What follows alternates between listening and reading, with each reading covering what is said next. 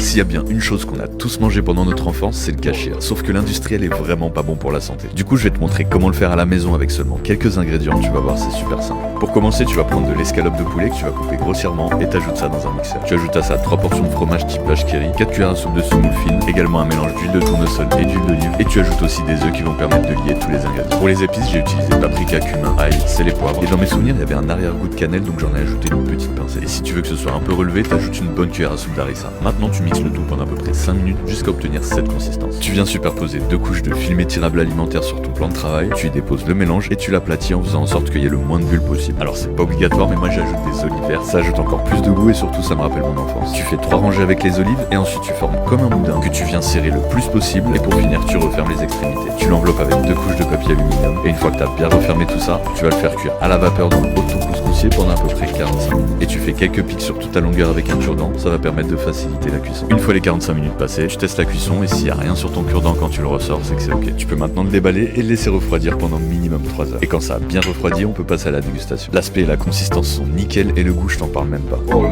Et pour retourner encore plus en enfance, j'ai fait le fameux sandwich kachir avec un peu de fromage, de la harissa et bien évidemment le kachir maison, le meilleur sandwich du monde. Alors n'hésite pas à le tester et n'oublie pas de t'abonner pour ne pas rater les prochaines recettes.